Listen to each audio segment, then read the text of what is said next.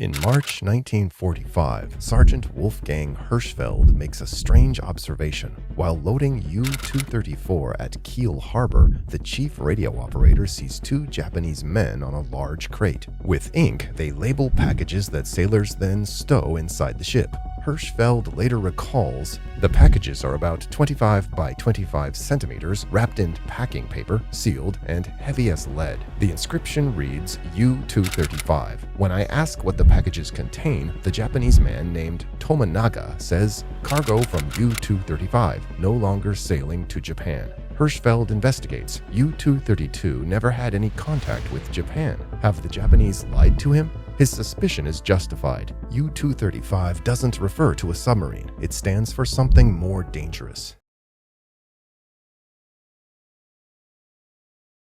As the end of the war in Europe approaches, the Nazi regime aims to assist Japan, its ally. Under the command of the Marine Sonderdienst, responsible for secret missions, the mine-laying U-234 is converted into a transporter. The mine shafts become storage spaces. Additional tanks ensure a range of 18,000 nautical miles and supplies for 9 months. U-234 is equipped with a snorkel for extended underwater travel and state-of-the-art radar technology for protection against air attacks. Several high-ranking passengers, including an Air Force general and experts in missile, ship, and aircraft construction, are on board. Among them are Japanese officers Hideo Tomonaga and Genzo Shoji. According to the loading list, blueprints for missiles and aircraft like the Messerschmitt 262 jet fighter are stowed away, and the mysterious cargo with the Unschul U-235.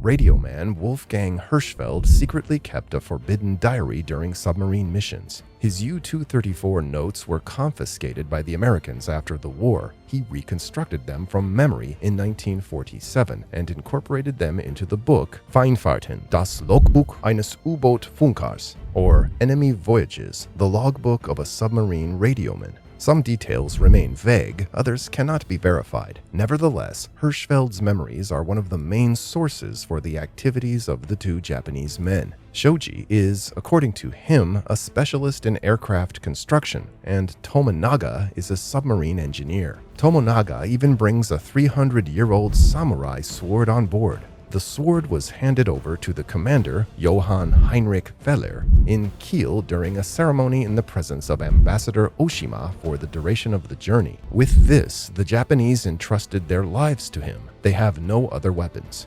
Hirschfeld reports on the chaos of contradictory radio messages when the submarine was in April 1945 for repairs in the occupied Norwegian port of Kristiansand. U-234 was not yet ready to sail. Await orders. Führer Headquarters. Is Air Force Chief Göring still on board as speculated? Naval Chief Dönitz decides U-234 should sail immediately at its own discretion. On April 15, 1945, the first and only enemy voyage began. The Type XB boat, 90 meters long and 2,100 tons heavy, has never been used due to damage after an air raid.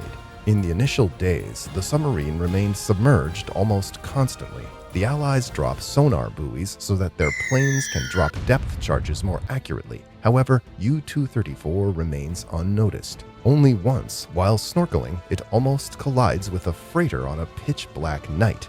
As Hirschfeld writes, "We just passed under the steamer. At any moment, we fear that it will suck us up and shave off the tower with its propellers. Japan is still the slogan." This is wartime routine. Tensions on board increase as the war approaches its finale. On May 4, 1945, Hitler was already dead. Admiral Döntz's successor government ordered the end of submarine warfare. However, U-234 continues to plow through the Atlantic. Communication becomes difficult. The Allies have captured the naval long-wave transmitter Goliath near Magdeburg. From now on, the crew relies on messages via shortwave. May 8, 1945, Germany has surrendered. Submarines are no longer allowed to transmit encrypted messages. According to Hirschfeld's recollections, a still encrypted radio message states that U-234 should, quote, continue or return to Bergen, end quote, in Norway. Captain Feller, however, does not want to turn back.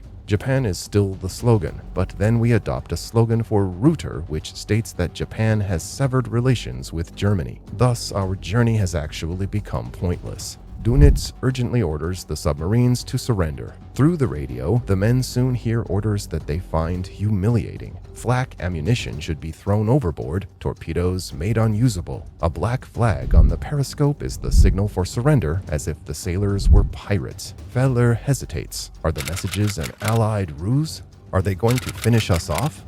May 11th. The war in Europe has been over for 3 days, but on board there is uncertainty. Are they going to finish us off when we come with this flag? Wonders not only Hirschfeld. Since we sailed, we haven't reported anything. No one can know if we still exist. What is stopping us from sailing around Cape Horn and hiding in the South Seas on an island? However, Captain Feller is now convinced that the messages are genuine, also because a German submarine has confirmed them by radio. What's the use of hiding and later being judged as war criminals? The Japanese protest. They assured that the Germans would not be interned in Japan, but Feller wants to surrender.